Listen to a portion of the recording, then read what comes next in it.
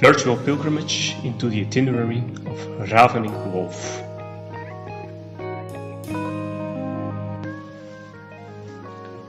This video presents a glimpse of the places that are directly connected both in a smaller and a greater way to the holy founder of the Society of Jesus Mary Joseph, Reverend Fr.Mathias Wolff, S.J.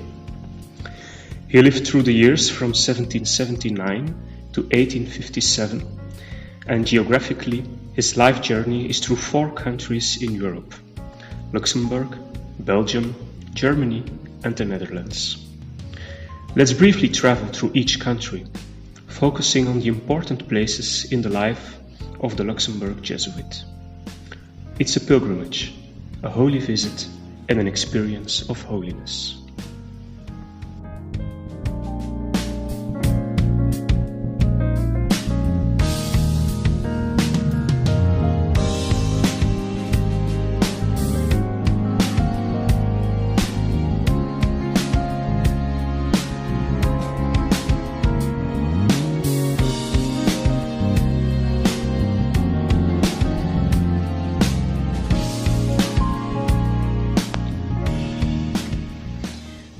Die Kirche, the birthplace of Matthias Wolff, got its name when, in the 8th century, Charles I considered this place as one of the places of settlements with resettled pagan Saxons, and built a church to convert them to Christianity, giving the place the name Die Kirche, which means People's Church in ancient German. This church was placed under the patronage of the Roman martyr Lawrence. The little Wolff was baptized in this church, and in later years he served the same parish from 1803 to 1807 as an assistant parish priest. And now this church campus, with its ruins, is maintained as a city museum.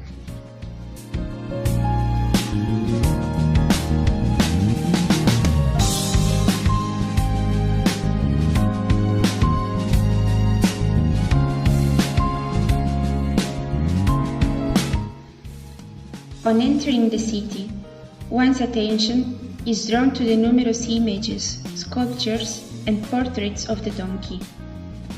The donkey is the town's mascot, because donkeys were the only animals capable of dealing with the terrain and peasants in Die Kirche. Normally, roosters are seen on the church steeples, but in Die Kirche, the donkey on the old St. Lawrence church steeple draws everyone's attention.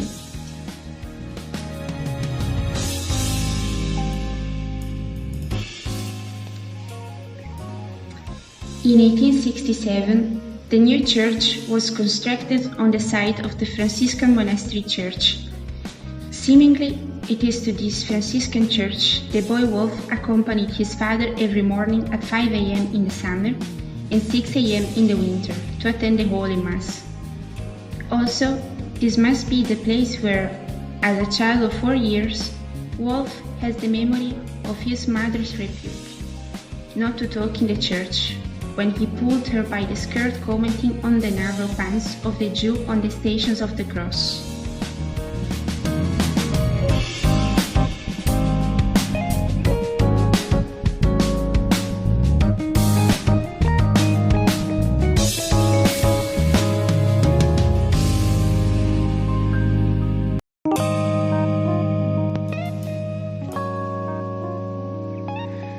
Derenbach is a cheerful village of Luxembourg situated in the forest of the Ardennes. The forest of the Ardennes is located primarily in Belgium and Luxembourg, but stretching as well into the regions of France and Germany. The boy Wolff frequented this village as his paternal uncle, Joseph Wolff, was parish priest there. It was here he was prepared for and received the first Holy Communion, and on this occasion, Matthias uttered a wish to become a priest, saying, "I want to be a priest, sing and preach and teach others." The boy Wolff began his Latin lessons here in the year 1790.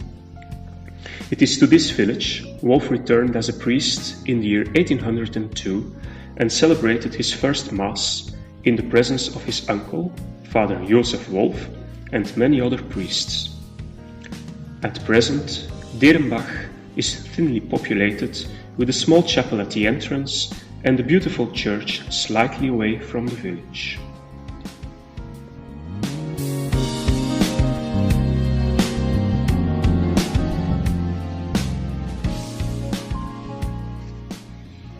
Having been introduced by his uncle to the task as a priest at Derenbach, Father Wolff was given his first appointment as a curate at Useldange to assist the parish priest Beaver.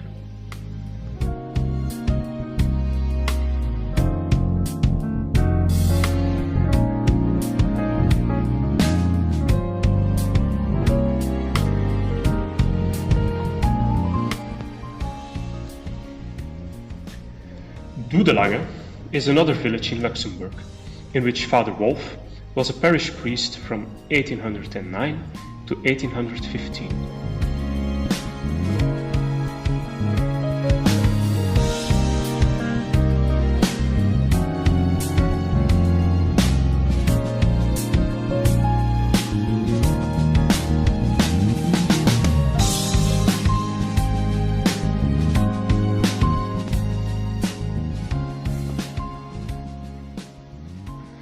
The book Ravening Wolff, a biographical sketch of the Luxembourg Jesuit, presents few incidents that express the zeal, the kindness, and the priestly heart of Father Wolff. The incident of the poor man asking for milk at his presbytery in Doedelange, and another scary event of carrying the sacrament to the sick man through the woods of Doedelange in a stormy night, and being attacked by a robber, are examples of thousands of such marvelous events. His biography also says that the locals remember his 4 primary traits even after half a century. They are his energy, his unflagging zeal for the education of the youth, his sense of humor, and his love for the poor and the sick.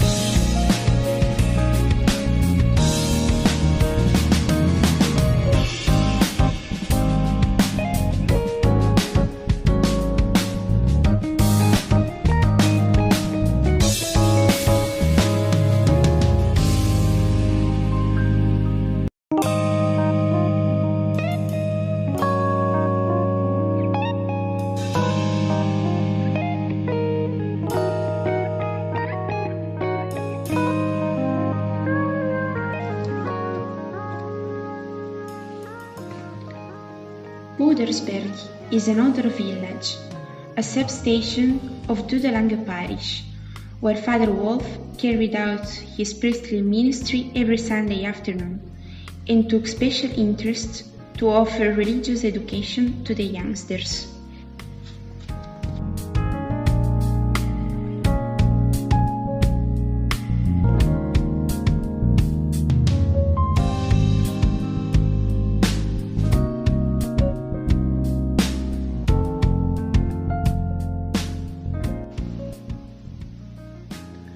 Metz is a city located at the junction of France, Germany, and more towards the border of Luxembourg. The control of Metz has shifted between Germany and France for decades. Since 1944, it is restored to France and is now a beautiful city in France, housing a famous Gothic cathedral, known for its massive stained glass windows. Monseigneur Geoffrey, the Bishop of Metz, appointed the young priest Fr.Mathias Wolff to teach in the minor seminary of Metz.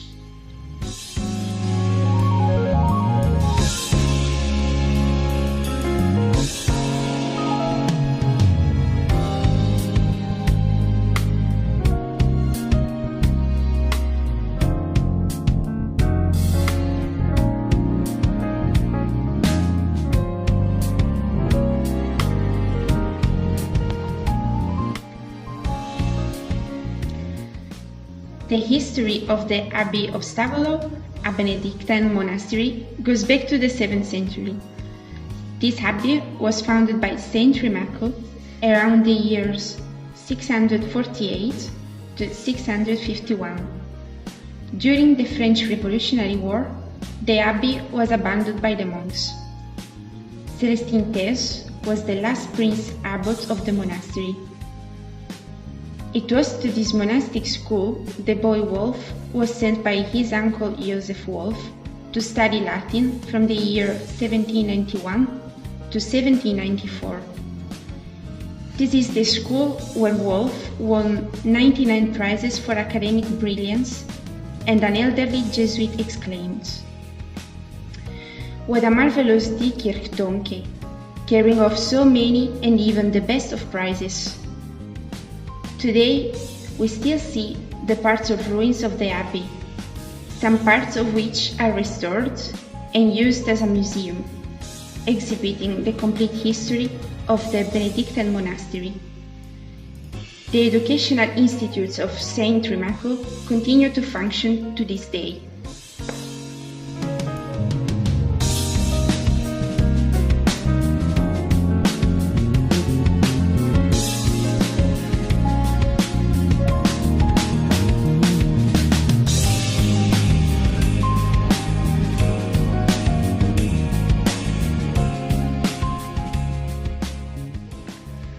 Rumbeke Castle is one of the oldest castles in Belgium.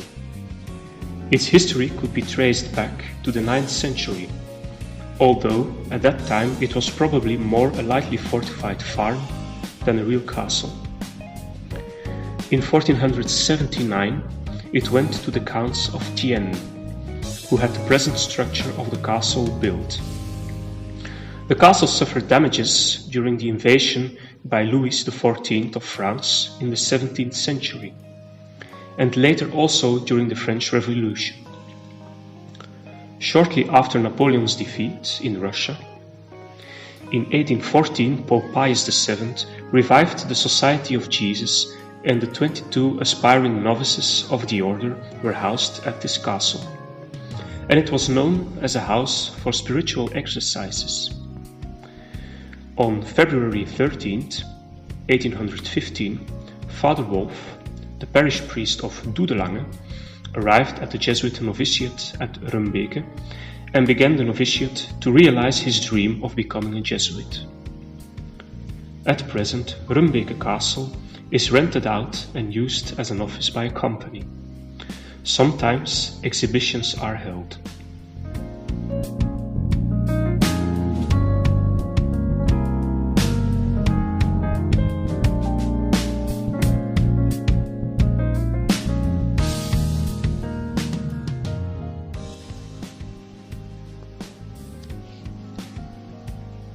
Napoleon's escape from the island of Elba to France was again a problem for the revived order of the Jesuits. As a result, the novices were relocated from Rumbeke Castle to Succa Castle in Destelbergen near Ghent. The oldest historical records of this castle go up to the 16th century. The castle name comes from the Italian noble family de Succa. This castle had several owners throughout the years, and by April 1815, when 22 novices of the Jesuits moved there, it belonged to the Gobert family. It is now an unnoticed heritage center in the town of Destelbergen.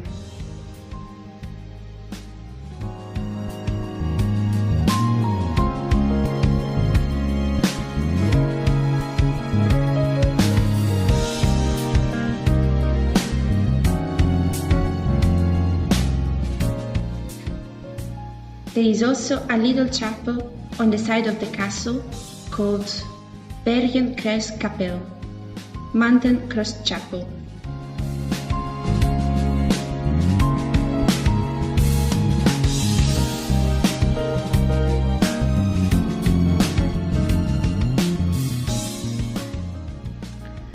Ghent and Namur.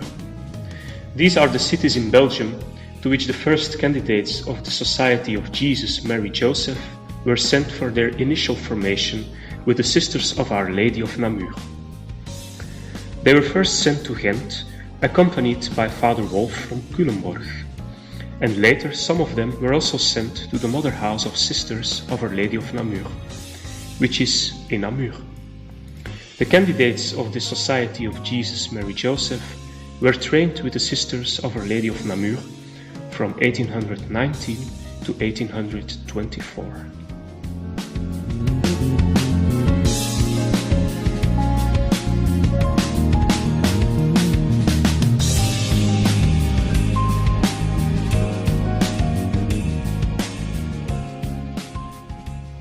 The city of Köln in Germany is the most important place in the life of Father Wolff. In 1799, the French government compelled the young boys of Luxembourg to join the army to serve the French Revolution.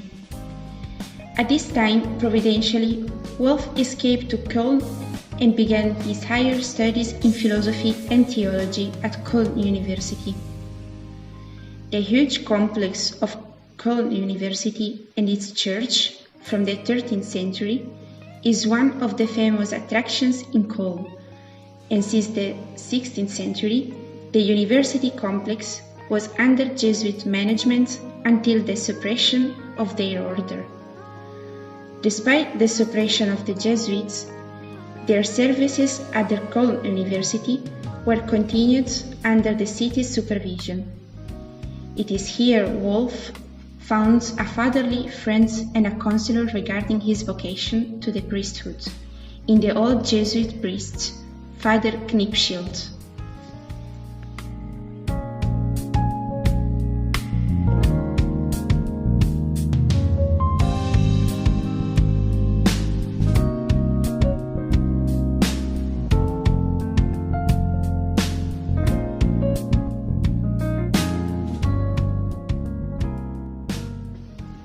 The Basilica of Saint Ursula in Köln is another important place for Wolff.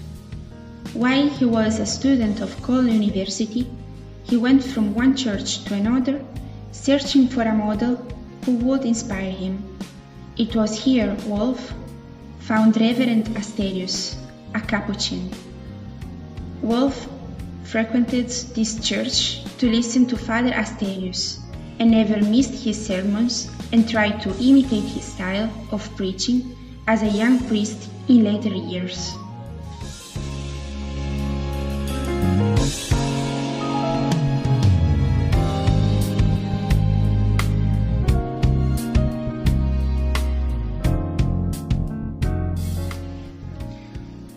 Köln Cathedral, which stands close to the river Rhine, is one of the tallest twin-spired churches in the world and the second tallest in Europe.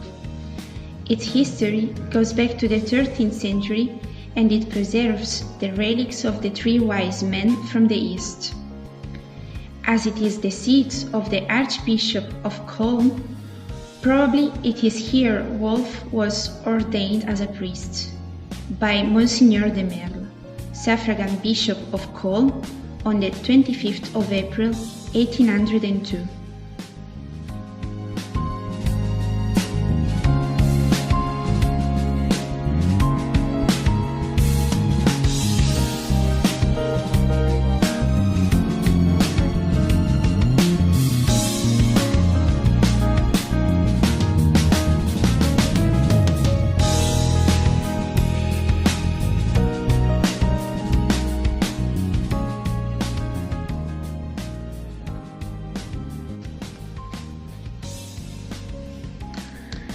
As a Jesuit, the first assignment of Father Wolff, with his companion Father de Hask, was to Culemborg in the Netherlands, where the rule of Protestants hindered the practice of Catholicism.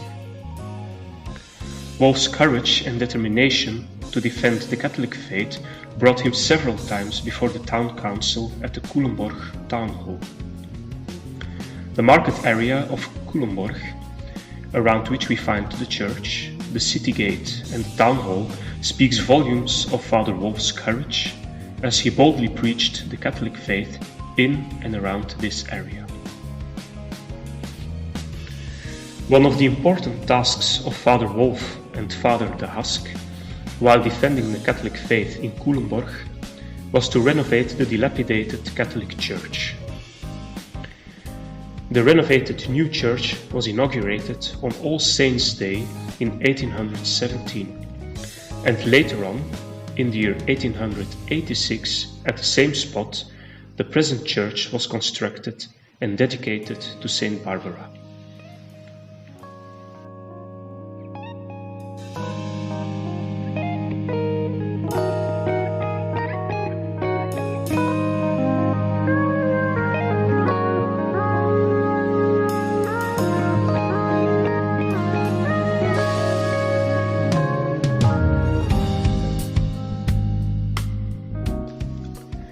The painting, Seat of Mercy, from 1628, always hung above the altar in the church at the time of Fr.Mathias Wolff. It is still preserved and honored in the side chapel of St. Barbara Church.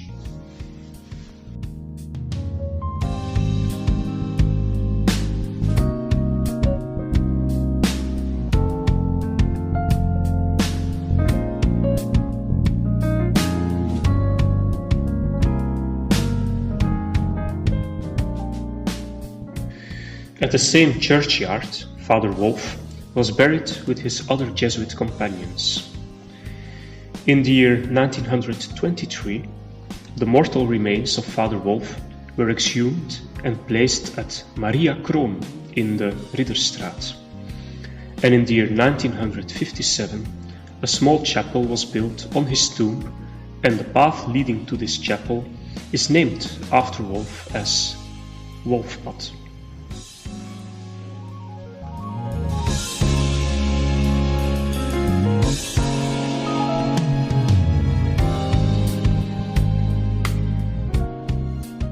The JMJ sisters began Maria Kroon Convent and School in the year 1852 in memory of the Golden Jubilee of Father Wolff's priestly ordination.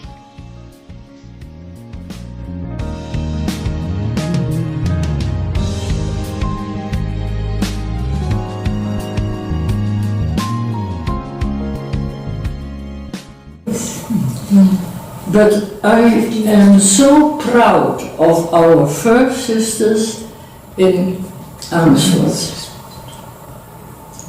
because they had such a difficult start. Amersfoort was the culminating point for both the girls of Culemborg and Utrecht, who were desiring to commit themselves for the service of humankind through the education of young girls. Thus, Amersfoort becomes the place of foundation of the Society of Jesus Mary Joseph in the year 1822. Father Wolff frequently traveled in disguise as a merchant or farmer from Culemborg to Amersfoort to instruct and direct his sisters. The first house of the JMJ sisters was in the wall houses, Muurhuizen. These are the houses built on the first original defense ring around the city. These wall houses are typical for Amersfoort and are designated as national monuments. In the same wall houses was the first mother house of Society of Jesus Mary Joseph, with Matthias Dichters as the first superior general until this foundation at Amersfoort got separated, as the Sisters of Our Lady of Amersfoort and the Society of Jesus Mary Joseph in the year 1840.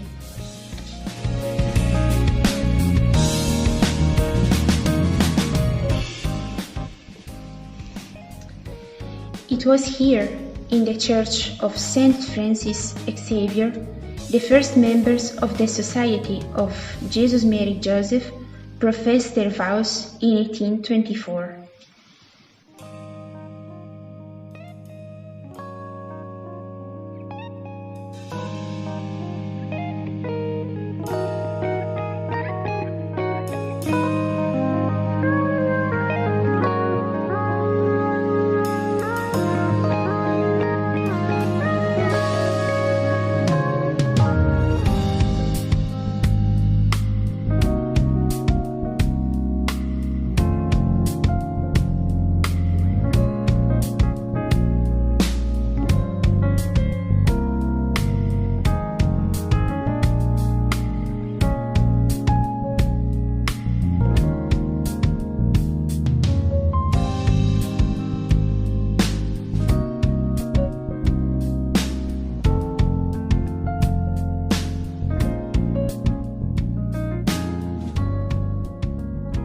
J&J sisters in Amersfoort are on the move with great enthusiasm to educate the young girls.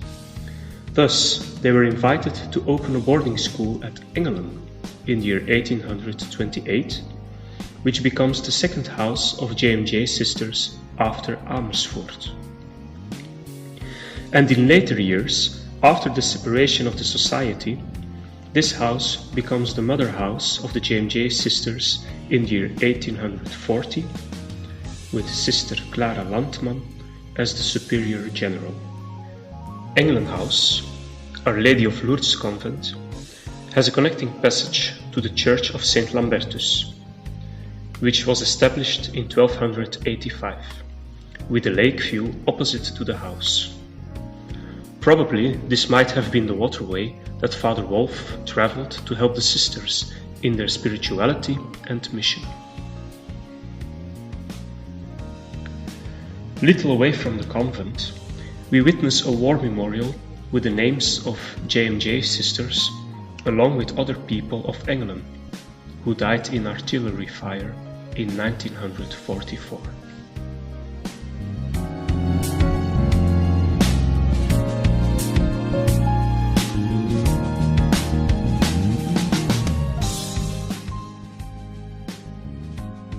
Nijmegen is the birthplace of Jesuit saint Peter Canisius.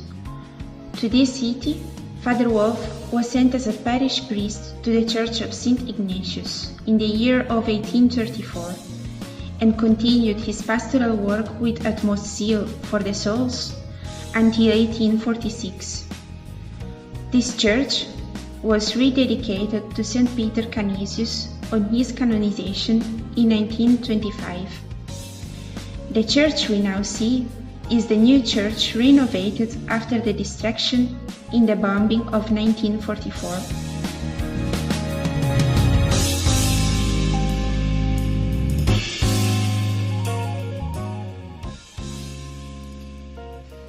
The small wooden statue of Our Lady of Nijmegen, present in the side chapel of the church, is dating back to the 16th century. This was presented to Father Wolff by Mr. Anton van Veersen in 1836, and Father Wolff placed it in the church and helped people to grow in devotion to Our Lady of Nijmegen. The statue miraculously survived the bombings of 1944 and is preserved to this day.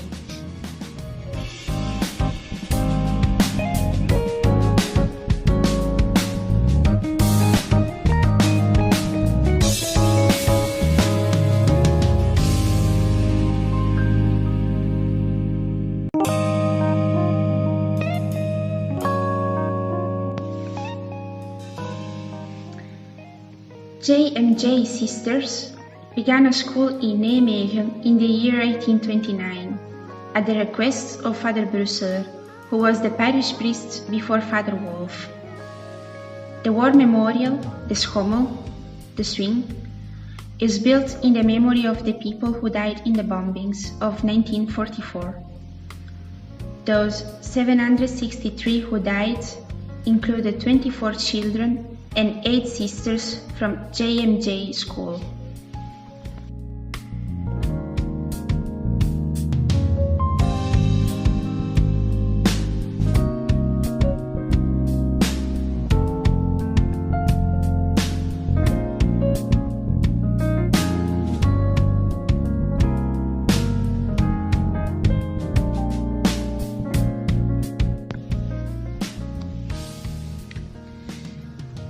Since 1840, Father Wolff traveled often from Nijmegen to Engelen and other convents on a boat journey down the river Waal to help J&J sisters in their commitment and ministry.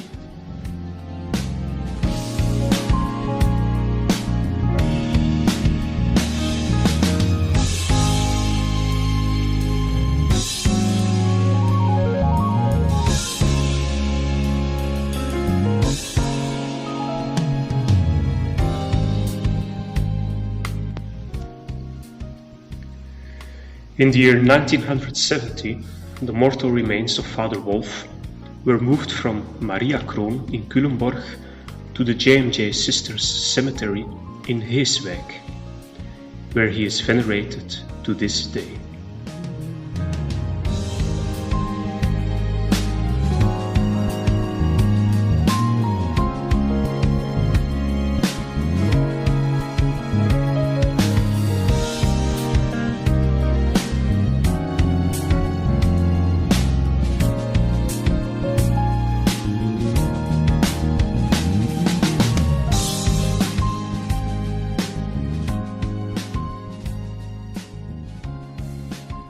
Also very interesting is he was a Jesuit priest, but before he entered he was a priest already. Yes. But how is the relation between his being a Jesuit and being a pastor? Yeah, he was a real popular pastor. Yes. Yeah, real popular. Yeah.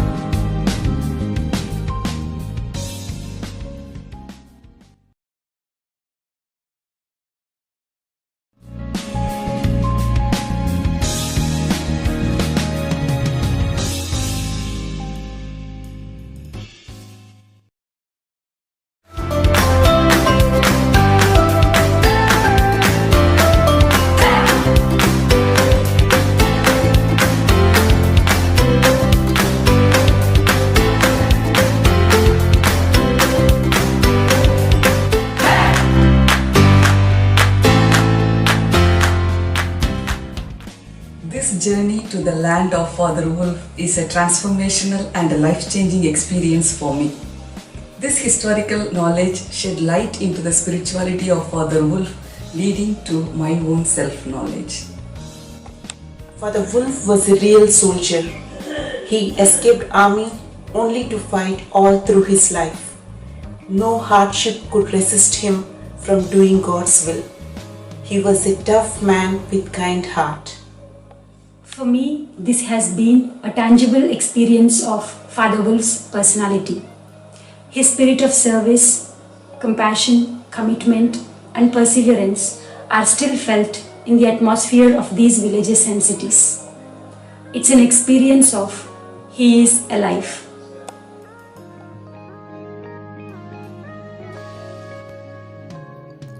Change me into thyself, dear Lord, that I may live in thee and for thee alone. May my happiness on earth consist in fulfilling thy holy will. Amen.